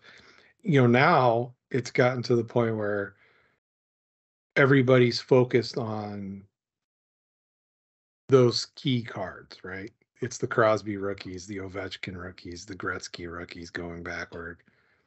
And what's killing me are the people that are all about the big auctions closing and the investing and going after, you know, who's the big guy to get and who's this and who's the best investment here and best investment there, dipping back into vintage and have no clue who anyone is. They don't know the players. They don't know. I mean, they know the teams because most of those teams are still around, the vast majority of them. But they don't know the players. They don't know the history behind them. They don't know that half these guys are in the Hall of Fame. They don't know why these guys are famous, why they're in the Hall of Fame. I saw somebody talking about a Doug Harvey card. They had no clue. No clue who Doug Harvey was. Didn't know what position he played. Had absolutely zero idea. And it just kills me. It absolutely kills me because this is a hobby and this is something that you like, right? If you don't know these people, why do you like them? You don't like them. You like the potential for money is what you like. You don't like the players because you don't know a damn thing about them. So how could you like them? I can understand if you're a team collector, right? You're going after the team. But if you're a team collector, you're probably a team fan. And you probably understand your team's history. Like if I was a Penguin fan and I couldn't name a player pre-1990, what kind of fan would I be? I mean, really. I mean, the team's been around since 67. Not an old team necessarily, but not a new team either. Even if you're a fan of an expansion team that existed from the 90s forward, or even the fake fans, as they call all the teams that popped up in the 2000s. I mean, if you don't know who played for your team the first few years that it existed on this planet, I got nothing for you. I really don't. We would probably not be friends. There's so much of this, and it's like, how do you grow the hobby? Well, you need to bring new people in. Well, what gets new people excited? Stuff that they see and know. Do we see this old stuff? No. Do we see Gretzky? No, he's a curmudgeon that's on the panel on one of the channels that shows, you know, hockey occasionally. You know, do we see Gordie Howe? No. Do we see Bobby Orr? Well, no. We don't see any of these people anymore. And so there's no history there. We see the guys currently on the ice. And I get that. There has to be a balance of the two, but to come in and just not have any, I don't care. Like, I don't care about the player. I don't care about the team. I don't care about this. I care that it's in a slab and it's got a 10 written on it. Yeah, Tim. So yeah, it's a commodity to them. It's not like when we all got into hockey at some point in our lives, we were young and we were introduced to whatever the current team was at the time.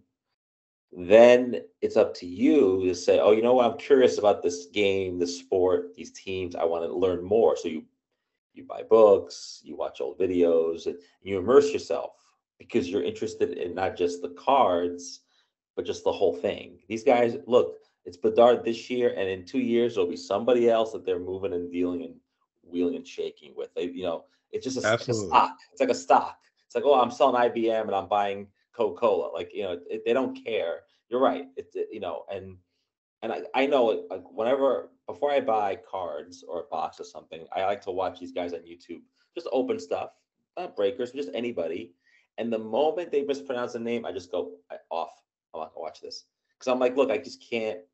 It tells me they don't know what they're even opening, and they've never watched the game to know the pronunciation of the players' names.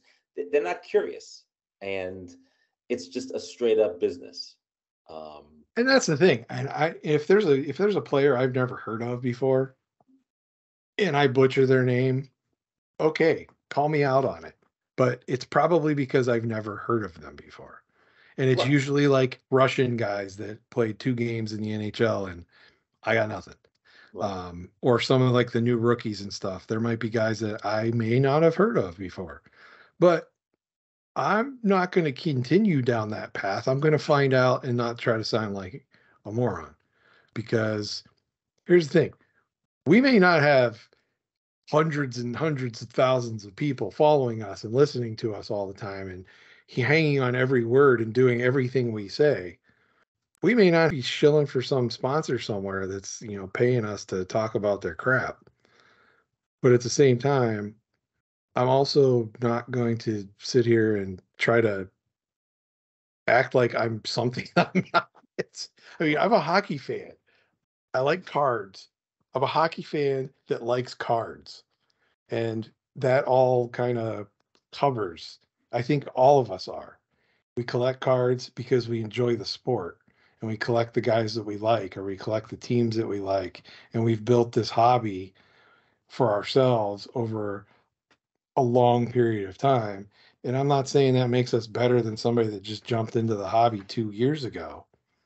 But also, if you're going to be part of it, and that's all your thing is just ultra modern and I'm only buying new and I'm only buying current, there's still plenty of history to look up that's current. Know who the players are. Know what they do. Know what team they play for. I mean, the truth is, even if you're just wheeling and dealing, you should know that because you need to know what you're handling. I mean, I agree with you. Even if but because there's no time, they don't have the sort of the mental bandwidth for that. They're like, well, I can't worry about that because not only am I worried about Bedard, I'm worried about him. I'm also worried about the quarterback du jour in the NFL because every week there's a new quarterback that does something and the price of those cards go up. And so they're dealing with multi-sport, those guys with the metal cases. And I can't believe it's taken this long for us to mention that on this podcast, guys with metal cases. But that's what we're talking about. Since this has become like the potpourri mix of we're talking about everything we're talking about. So here's something that I had today. How long is Bedard Mania going to overshadow every other rookie that comes out from from the hobby standpoint? I think it'll never happen because basketball and football have too many of these guys popping up all the time. Well, I just mean in hockey, just in hockey. Hockey. Well, no, it'll take another draft class that people label some generational talent that we haven't heard of yet. But if you look at the guys that are in the next couple classes, right, there isn't. We don't have that. So it'll be like when we had Crosby and Ovechkin. There was a gap between those guys too, and the next group. But who was the next major one? It was McDavid, right? Yeah. That was 10 years. That's 10 years. That was. There were minor ones in the. Yeah, but there were other speculation. There was other speculation on guys that didn't reach the potential. Yeah, I mean, I remember when everybody was losing their shit over Taylor Hall, right? Right. Oh, the Taylor Tyler thing, that was real. The Taylor Tile, yeah, the Taylor Tile was real. Yeah, that was real. That was a real thing. Yeah. And I do remember that, but it was fleeting and it went quick. The problem here is Bedard Mania is just getting kicked off. And I was having a conversation with somebody on X, and I don't know if I came up with this term, but I just said it. The Bedeluge is about to happen with all of the Bedard cards that are going to hit the market Oh, was a good especially segue here, right? especially when Series 2 comes out. And that's the thing. I feel like, to my point, this year everybody's getting overshadowed, and that's a shame because there's other good rookies in this rookie class. And I think next year people will still be on Bedard, and I think the following year people will still be on Bedard. Yeah, but he'll only have rookie cards in this year's sets, and then after that, people. But no one's going to care about any of the Are rookies they in going the to new chase sets.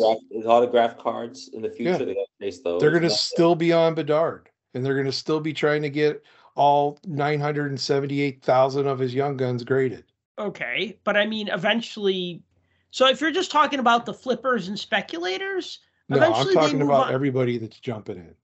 Right. Well, They're going to jump out. Yeah, because McDavid, right? They eventually jumped out, right? I mean, they jumped out, but then they jumped back. And I'll tell you, in 2021, when I did the National, I sold so much McDavid, not just rookie year cards, second year cards, high-end insert cards, mid-range insert cards. I mean, anything with McDavid, people sold. So when we talked about like people jumping on trends and you know, the flavor du jour or whatever, I mean, it was like that in you know, like also everybody wanted Kirill Kaprizov. Not so much anymore. You know, people want. He's not playing up to par this right, but he's still a damn good player. Cale Makar. When the Avs were in the Stanley Cup Finals, because I did a show in June when they were in the finals, and everything Avalanche and Lightning was selling. But then when I did the National next month, I would buy a Cale Makar card from somebody, put it in my case, and 10 minutes later it'd be sold. Now I have a couple of Makar cards that are just kind of sitting in my cases. Nobody wants them anymore, right? Like, no, I don't want to say nobody wants them anymore. The demand has cooled off considerably. I think being in Chicago, I'm always going to have a demand for Connor Bedard cards because I'm in Chicago. It's going to be like that everywhere with like McDavid and Crosby, especially when they're playing at their pay grade. But look, us hockey fans, when the next year's cards come out, it'll be business as usual for us. We'll just buy the next year's sets because that's what we collect. And eventually the people who will lose interest and drop out will lose interest and drop out. Yeah, but the real issue is that, let's say Bedard wins the Rookie of the Year, right? Mm-hmm. And then those people drop out. But that card, if we don't pull it out of a box, it'll be so out of reach for us. People that stick around, that we'll never be able to get it, or we have to just get super lucky one day and say, okay, I'm going to pluck down $800, or because it's like a Crosby rookie or an Ovechkin rookie. They're out of reach, or they're getting out of reach. This is where the three of us need to make like an American Pie style pact. Remember the movie American Pie? Yeah.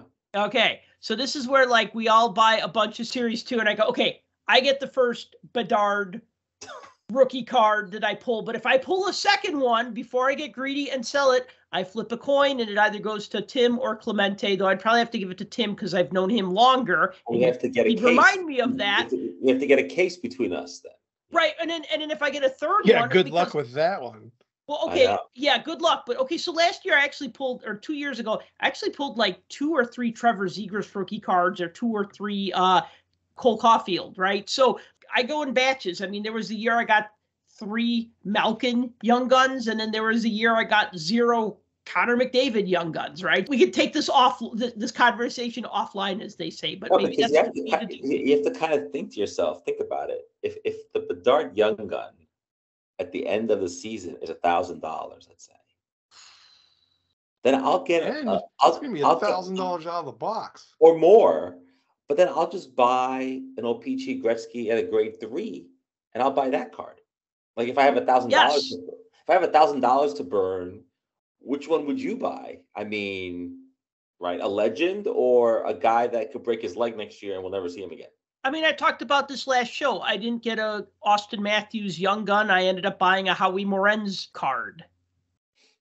Right. Because there's not a lot of 33, 34 OPGs floating around. Yeah, but those guys that we're talking about, Tim and I, those guys are like, Howie, who cares? Like, right, I get it. Yeah, they're just worried about whatever. And so we're not worried about them, but what I'm worried is they set the price. It's like the real estate market. Yeah, you're They right. set the prices, and then we have to live in that world. That's all. Yeah, you're absolutely right about it. And these guys, I'll just say it nicely. I had another term I was going to say, but I won't. Yeah, they're doing their little stock market shtick, and it's affecting the rest of us. Right. And the thing is, present company, we have a collector mindset. And I think a lot of our listeners also do. Because why else would you listen to us? Because we're not out there giving you stock tips. It leads to like a bigger,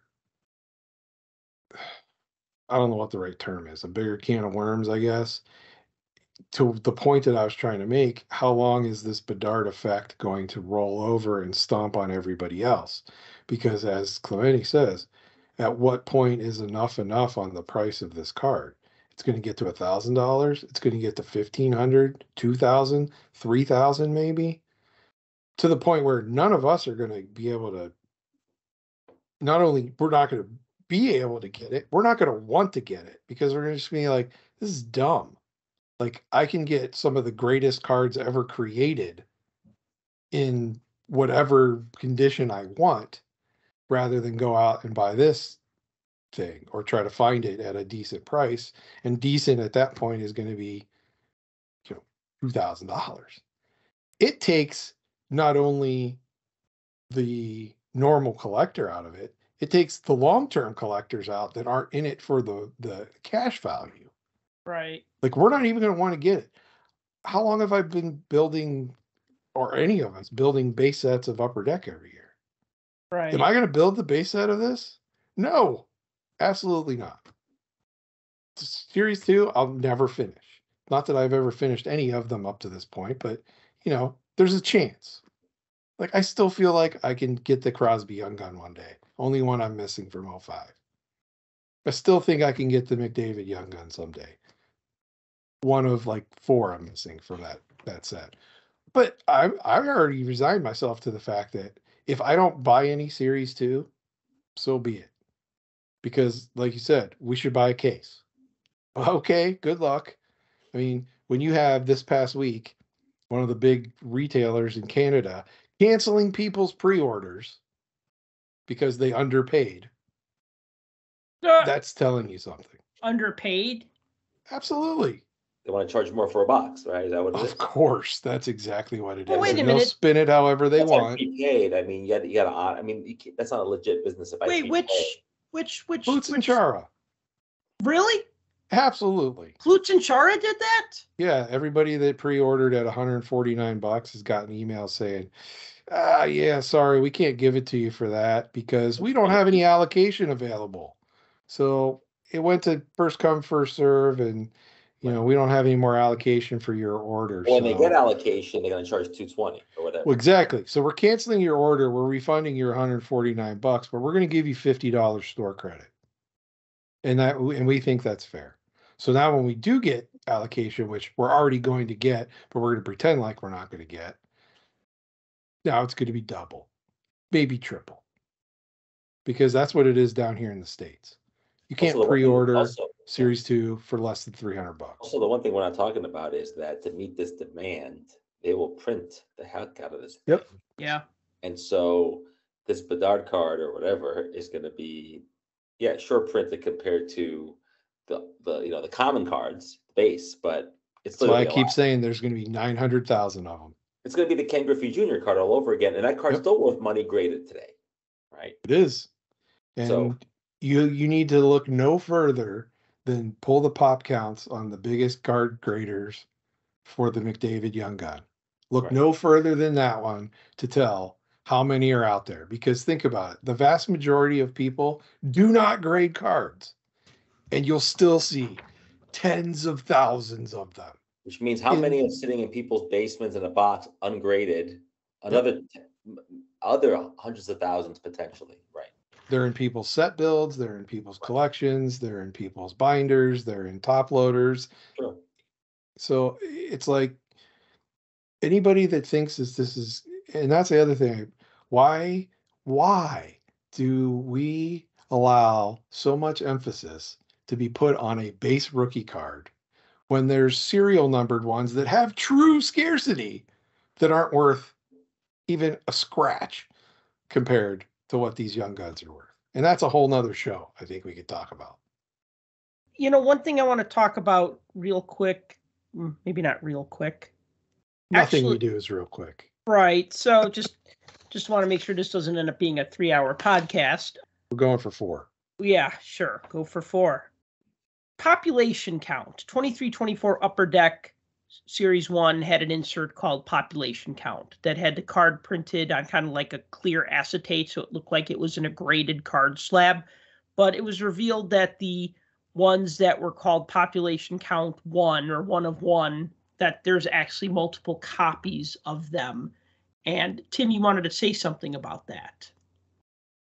As more people have talked and it's gone on and everything else, and Upper Deck came out and basically addressed the issue and basically said, hey, if you pull one of these, we'll buy it back. And we'll give you Series 1 boxes. And depending on who you pull, you'll get whatever we deem an equivalent amount of boxes. And it's been, I don't know that they even have a general rule or not, but it's been anywhere from like 6 to 16 boxes of Series 1. So, of Series 1. Yeah. Not so Series 2. No. Because that'd be tempting. Come on. They'll give you 1 pack of Series 2, and it's already been searched. Yeah, so the rumor, I don't know that they've confirmed this or not, but the general consensus of the rumor, quote unquote, has been that the population count ones, there's 4 of each one, because there's 4 colors used in the print. And they printed 4 of them. They're not 4 different colors, like as in magenta, cyan, yellow, black. They have all the colors, but there's 4 of them because that was part of like the test run. And instead of 3 of the 4 getting pitched, they got packed out. So that's the theory. I don't know 100% because I could have sworn that I saw like 7 different people pull a 1 Shesterkin. But it could have just been the same people reposting the same stuff. But if that's the case, okay, I buy that might be it. But if there's 4 of them, and again, depending on who you pull, you can get anywhere from, you pull a scrub guy, it's 6, you'll get 6 boxes. You pull McDavid, you'll get 16 boxes. So I don't know what their rule of thumb is of that, but this happened with Topps, right? Topps got caught printing too many 1 of 1s also. That's a more recent thing. And then this thing pops up. The general hobby public doesn't really latch onto this because they're not hockey people, and half of social media doesn't realize that Upper Deck still makes cards. I never pulled one. I mean, the boxes that I opened did not have population count. In fact, I own 1 population count card, and I bought it as a single. It's a Crosby 500, which I have sitting here right on my desk. So it's a nice looking card. Yeah, they're pretty cool, and they are acetate, so that's kind of cool. You can see through them, and it's like a little mini picture with the number on it. So yeah, if you pull one of these, you have to decide whether or not you want to hang on to it and keep it, or call Upper Deck and try to cash in on the bounty for more boxes. And then in the new boxes, maybe you'll pull another one and just start it over, and you'll end up with 17 5,000 count boxes of Series 1 commons. There was a set that launched last week. It launched and sold out. It was announced, launched, and sold out like within a 24-hour or so span. So last week, Thursday, Upper Deck announced that it was going to be selling an EPAC exclusive set called UD Rookie Debut.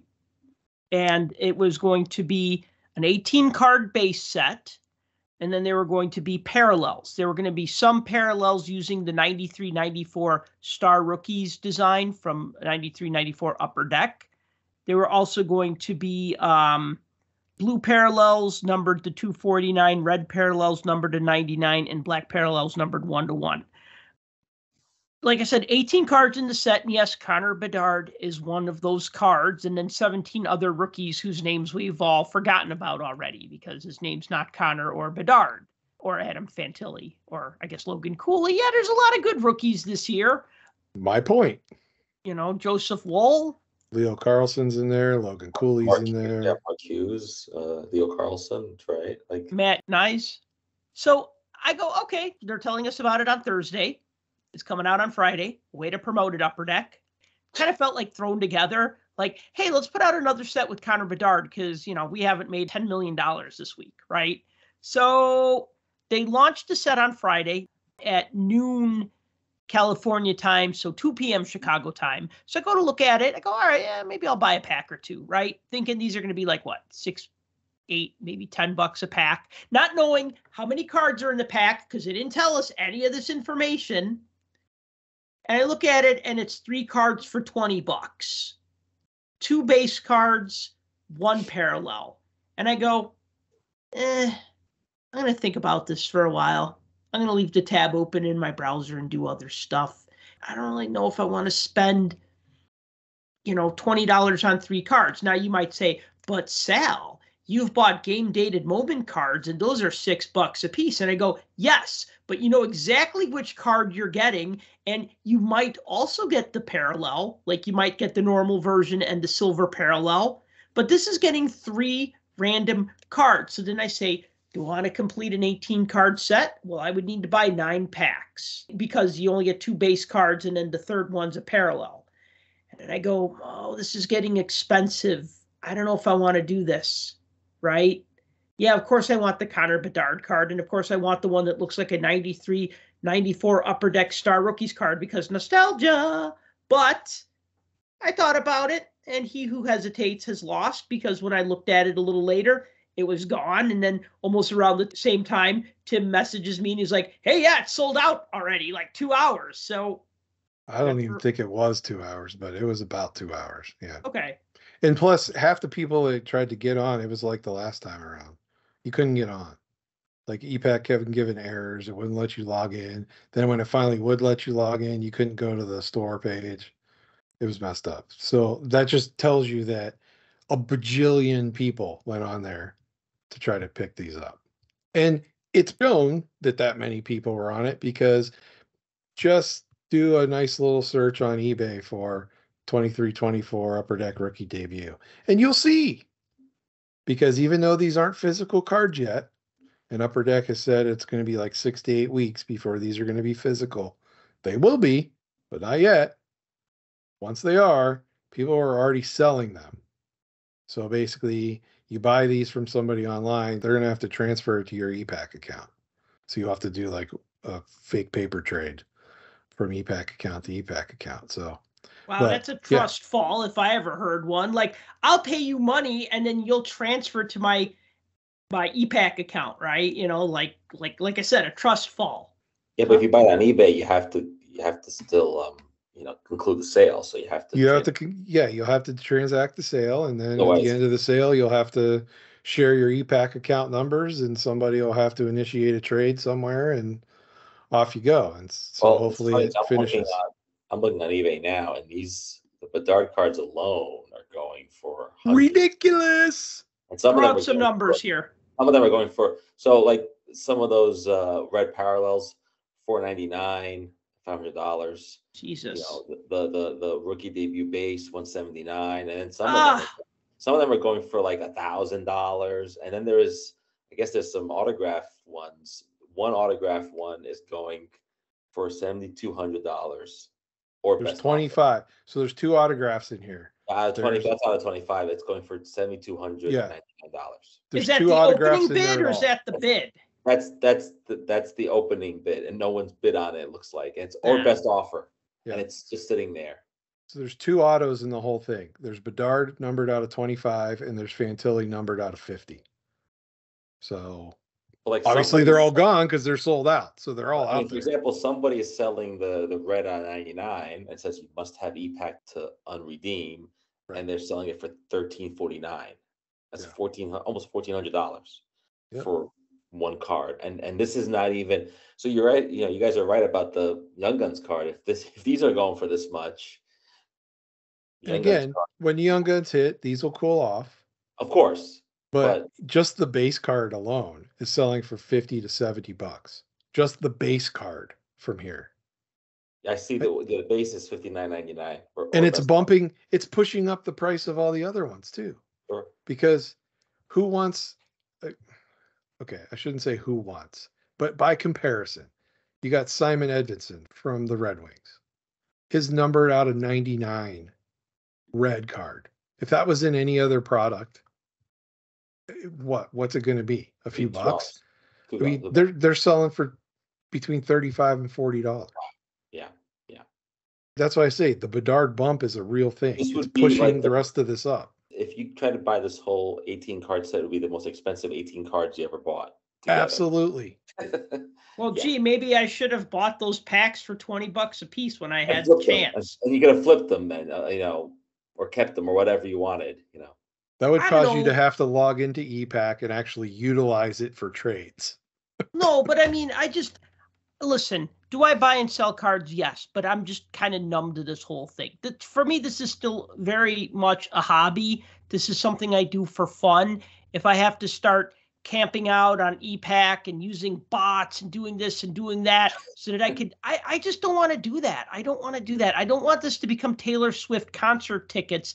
And this is becoming Taylor Swift concert tickets. And I don't want it to be Taylor Swift concert tickets. Well, if it makes you feel any better, you can buy a Kevin Korchinski base card for about $7. I'll pay $7 for that because Korchinski is going to be a stud for the Blackhawks. So let's end on a positive note, shall we? Let's talk about the Black Friday stuff that we bought for ourselves because I bought myself something nice that was on sale. It was one of those Black Friday sales. Isn't it funny how Black Friday starts like the Wednesday before Thanksgiving and it extends until about December 2nd? It starts the Wednesday before Thanksgiving. Yes, the pre-Black Friday sale begins now. So I just sent you guys a picture of what I bought. I could talk about that in a minute. Did you guys buy anything you want to talk about during Black Friday? I'm not going first. So I'll go, and I'll say this, that I buy from Dave & Adams and other places, and I realize now that I should just wait to buy all my wax on Black Friday because there were some really good deals on wax. The thing is, when you're trying to collect base set or open cards, you want to open them when the rest of the world is doing it. And so nobody wants to wait 6 months or a year to buy their wax. But there were a lot of really good deals because these places have to kind of move inventory. Now, having said that, I didn't buy any wax. I didn't buy anything on sale. I just went on eBay, and I've been coveting the Mario Lemieux box bottom card from his rookie year. Oh, wow. So the problem with that is at the expo, both expos I went to, they were graded. And even in a low grade, we're talking about like over $1,000. And that's too rich for my blood. But I got one on eBay for $325. Wow. Raw. That is a beauty. Yeah. I saw one at the expo and they wanted $500 for it. It was graded. Yeah. I might send this to PSA because I don't grade cards, but I'd like to get it slabbed. And I think to keep it for myself, obviously, I'm not looking to flip it or anything. But no, that would be a good one to get slabbed. And just to give a little backstory for those who did not collect sports cards in the 80s, Topps would print box bottom cards. O-Pee-Chee also did this. And for hockey, it was from 85, 86. This one is Topps, by the way. Yeah. So Topps and O-Pee-Chee did it from 85, 86 to 90, 91. So the box, it had 36 packs, or if it was an O-Pee-Chee box, it had 48 packs, but whatever. It had 4 cards printed on the bottom. A lot of times those cards would have the wear because the face of the cards were touching the shelf. So, shelf wear when you pull something. So a lot of times there's like scrapes or, the boxes get crushed or whatever. So it's hard to find those box bottom cards in good condition. And actually, true story, the first time I bought football cards, it was because I wanted a box bottom card. It was on an 85 Topps football box. There was Walter Payton was one of the box bottom cards. Joe Montana was also on that 4-card panel. and there were like maybe 20 packs or so in the box. So I took out like 16 of the packs, and I took the 4 packs and I took it up to the counter at Walgreens, and I said to the lady, I'm buying the last 4 packs of these football cards. Can I have the empty box? And she said, oh, sure, hon. And at 10 years old, that's how I fell into a life of crime, by not buying all the packs in the box, just buying 4 of them. But I really wanted that Walter Payton box bottom card. And of course, I cut it out with scissors, so it's terrible. I still have it, though. It fits like a Card Saver 1 because I kind of cut it all janky or whatever. But yeah, so Clemente, a Mario Lemieux box bottom card. Oh, yeah. From his rookie year. Yeah. The rookie year. Yeah, so then I got into like you know how this is. Then you get into I got into a box bottom craze. I was like, wait a minute. What else is there at these boxes? Because the truth is, some of these boxes have different configurations. And so I'm like, oh, has Gretzky ever been in a box bottom card? And so I didn't know the answer to that. Yep. And I found the answer. The answer is yes. The push pin year, there is a Wayne Gretzky card that I bought raw, and he's in an Oilers jersey, not in a Kings jersey, which makes me think that's the original card before he was going to get traded, maybe. Could be the photo that they were going to use. So then I got that on eBay for $34 raw, and I thought, well, that's a good deal. And so that hasn't come in the mail yet, but that's what I ordered. That was my gift to myself on Black Friday. So just to reiterate, or just to explain to fans and listeners, what they would do for a while is they'd either do award winners or they would do playoff scoring leaders. You know, when you had 16 teams make the playoffs. So then by the late 80s, they would do the 16 leading scorers. And then I want to say in the early 90s, then it was like stat leaders, because I know Patrick Waugh is on one of the box bottoms, and obviously he wasn't a scoring leader because he didn't score any goalie goals, as we've mentioned, but he was like a leading goaltender. So yeah, those are sweet. But I have to wonder that having a rookie like Lemieux on a box bottom was pretty rare, I would think then. Well, I mean, because he had such a good rookie season. Yeah. Well, what does the back of the card say? That'll clue you in on why he's on that. Well, it looks like he's got like a year's worth of stats back here. Does it say like rookie scoring leaders? Does it say playoff scoring leaders? No, it doesn't. It just says Mario Lemieux on the back. Like it's like a base card almost. Looks. They might have just picked 16 random players. I don't know what the connection is. I know by the late 80s, it was playoff scoring leaders. And then in the early 90s, it was stat leaders. So yeah, no, and the Gretzky card definitely is a scoring leader card for sure. I can't compete with either of you, so mine pales in comparison to. So go for it then. We said we wanted to end on a high note, so I mean, go next. Now I feel inferior. I'm sad. Oh no! I'm saddened by the fact that Clemente has one of my white whales. But that's okay. I mean, the crazy thing is this card is jealous than any of those Bedard cards we just talked about. So right, it is, and it's way cooler. Yeah, man, I'm jealous. Anyway, yeah, I didn't go out there and try to clear boxes off shelves in retail stores, nor did I participate in any of the deals for wax on any of the online retailers. Instead, I bought probably around 200 or so singles off ComC. Well, they had their Black Friday sale, right? Well, I mean, they have a sale available for the sellers, right? And certain sellers take advantage of it. Some do, some don't, whatever. But I took advantage of that, picked up a lot of singles off my checklist to the tune of about 200 of them or so. Various years, various brands, but all Penguin cards. So I will be knocking out a chunk of my want list when those decide to arrive. Is that a ritual every Black Friday for you though, or no? That's generally speaking, it is, but I also do that throughout the year, so it's like nothing really. Right. But they do have sales during Black Friday. A lot of dealers mark down their cards. Right, the dealers do. When I was building Upper Deck Compendium, 2016-17 Compendium, I'd always wait for the Black Friday sales and the spring cleaning sales, because then I'd get the cards at like 27 cents each. And then even like the $10 cards would be like $8 or $7. So, I mean, I did buy one card on ComC for their Black Friday sale. It was a card that I needed. It was Connor Bedard. Okay, I'll admit it. But I didn't have it, so I technically did need it. but you'll be happy to know that almost none of my purchases, and I can send you the screenshots, the vast majority of what I picked up, unless it was something extremely weird that I just was like, screw it, I need it, you will find none of my choices to be over $1. So also, were they not from this century? Were they from the 20th century?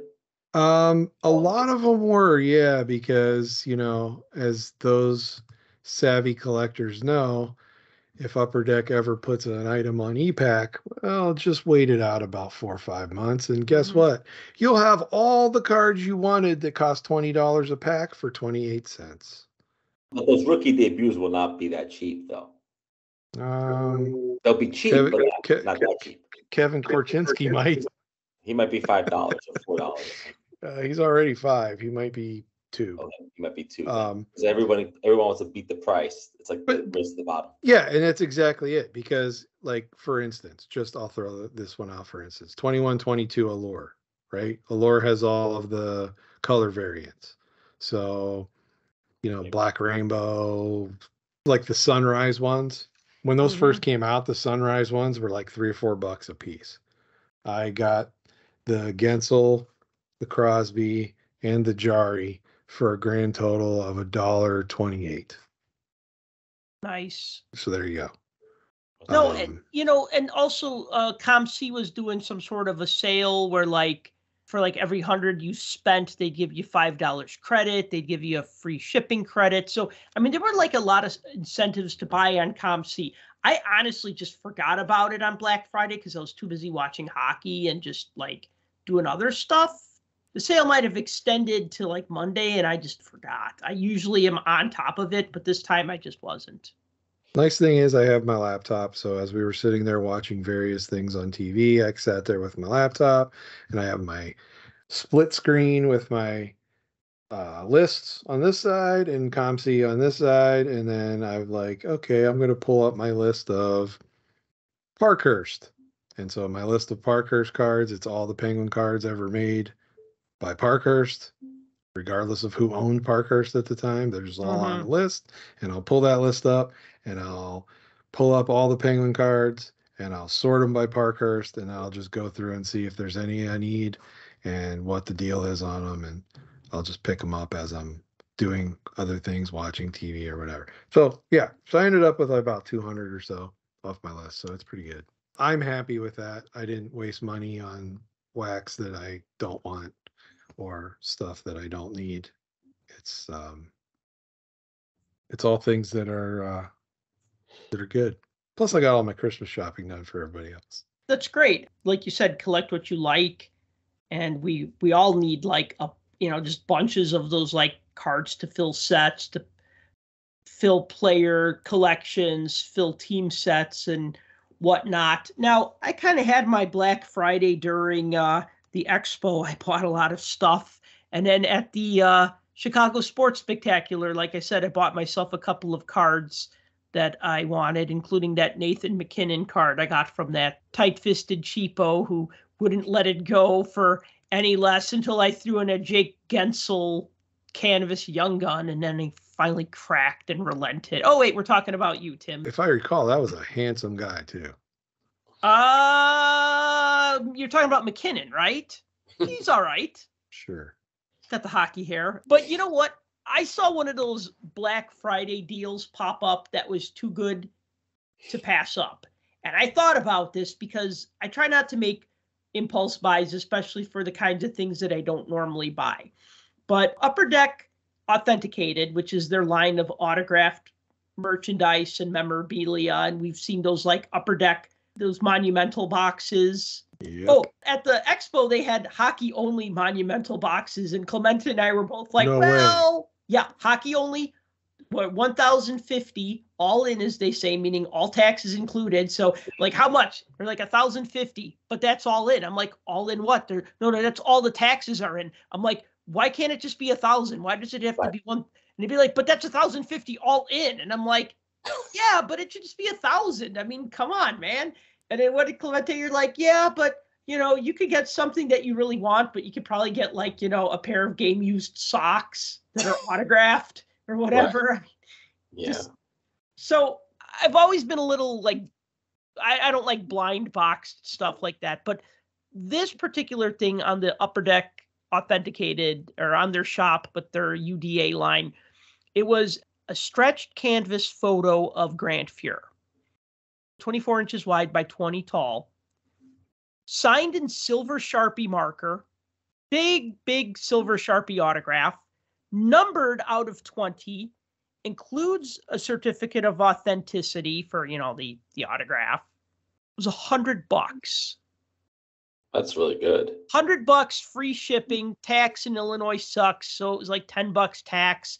So like $110, I got a stretched photo. I mean, it looks cool. It looks like a painting, but it's a photo. It's got a big autograph on it. The nice likeness of, likeness. It's a photo. It's not even a painting. I call it a painting because it's on canvas, kind of like the UD canvas cards. So it kind of has that texture to it because it's like an actual literal canvas.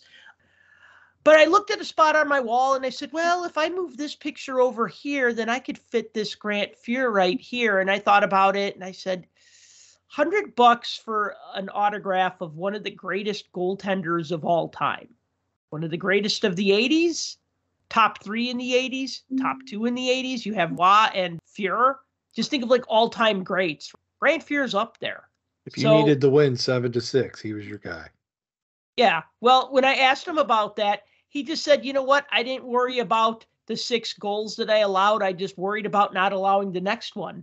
And I thought that was very zen. He says, I knew my team was going to score, but I can't worry about what already went in. I just got to focus on not letting in any more.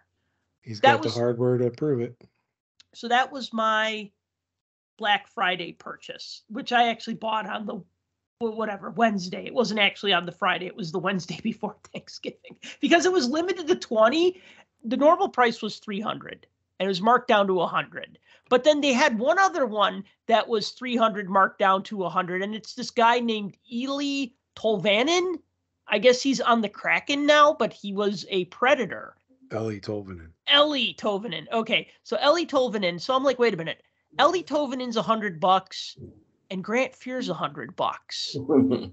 If Grant Fuhr's $100 on a Black Friday sale, then Eeli Tolvanen should be like $20.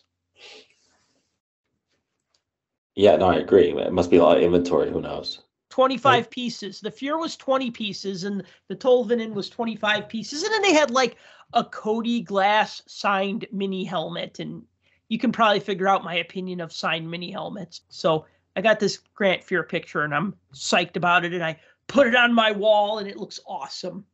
Just keep it out of the sun. That's it. Well, it's not in direct sunlight, but is that the kind of thing I get a frame for? Like with UV if you got glass? a frame for it with glass over it, I would consider that. Yeah, maybe. That might not be a bad. You might end up paying more for the frame than you did for the whole thing, but that's usually how it is, though. I mean, that Gretzky autograph that I won way back in like 2013 or 2015. Well, I won it, so it was free, but the frame cost me like almost $300. But you know what?